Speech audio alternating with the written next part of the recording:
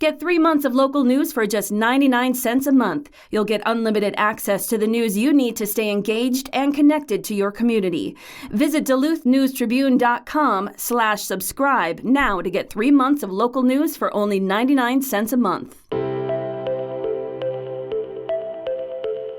Hello, Northlanders. It's Thursday, May 30th. I'm Wyatt Buckner, the Duluth News Tribune Minute, presented by Minnesota Power Employees Credit Union. The average MPECU member saves over $785 a year in better rates and lower fees. And with MPECU, every ATM is your ATM. With their free checking program, you get ATM fee reimbursements at any ATM anywhere in the U.S. Check out Minnesota Power Employees Credit Union's services online at mpecu.com or visit their offices in downtown Duluth, Arrowhead Road, or Miller Trunk Highway. Now here's today's headlines. After decades of anticipation, renovation of a historic Duluth landmark is about to begin in earnest. Project proponents, including their development partner, Sherman Associates, just issued a request for proposals that could kick off what's expected to be a $58 million renovation of the Duluth Armory intended to restore the building to its previous glory and role as a true community center. If all goes according to plan, a contractor will be selected by July, and crews will begin replacing the building's massive membrane roof in August. Additional work will follow, with the project slated for likely completion by summer 2026. To accompany the news of a pending construction timeline, the nonprofit Armory Arts and Music Center also announced changes to its leadership team Wednesday. Mark Poirier, who has served as executive director of the Armory Arts and Music Center since 2012, will be stepping into a construction supervisory role. Poirier will be joined as co-executive director by Michelle Miller, the center's fundraising director. Poirier, 62, is prepared to relinquish his leadership role at the Armory as the project nears completion in 2025, and when he does so, the organization's Music Resource Center program director, Shauna Weaver, is slated to shift into a co-executive director position alongside Miller. Poirier, an architect, said his talents are well suited to moving into construction mode at the Armory, located at 1301 London Road. George Sherman, the firm's founder, has remained a steadfast supporter of the project, which still faces funding gaps. The Armory development team had sought additional help in the form of a state bonding request, which proved unsuccessful when a bonding bill faltered this legislative session. But the Armory did walk away with $4.5 million in bond funding last year, as well as the restoration of a historic tax credit program that could add another $9 million in support for the project. Poirier said the price increases for the Armory also result, in part, from plans to incorporate more of the internal build-out costs internally,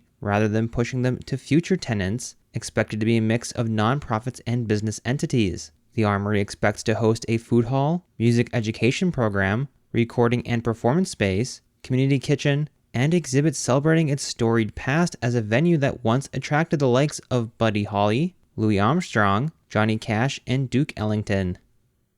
The Canadian Forces Snowbirds are coming to the Twin Ports. The team of 9 will perform a free aerial event, Air Spectacular, over Lake Superior on July 31st. Ryan Kern, president of the Kern & Company Event Production Company, announced the upcoming air show at the Richard I. Bong Veterans Historical Center in Superior on Wednesday. The free event is one of 4 taking place coast to coast to celebrate 100 years of the Canadian Air Force. Consul Colin McLeod from the Consulate General of Canada in Minneapolis called the decision to bring the Snowbirds to Duluth a symbol of the close security and defense relationship the area has with Canada. The Snowbirds last performed in Duluth in 2008. Their aerial acrobatics are on par with the U.S. Air Force Thunderbirds and U.S. Navy Blue Angels, organizers said. Spectators can watch from various points along the lakeshore, hillside, Canal Park, and more. The best viewing spots are highlighted at DuluthAirSpectacular.com.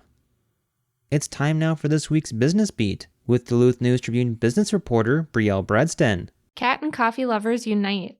The much-anticipated grand opening of Wired Whisker Cat Cafe is Friday, May 31st at 7 a.m.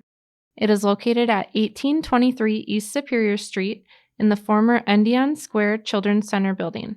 The cafe will cater to coffee lovers and help find homes for rescue cats in partnership with Animal Allies Humane Society. Cat lounge sessions can be booked at wiredwhisker.com. The Cat Lounge is located in the back, separate from the cafe area.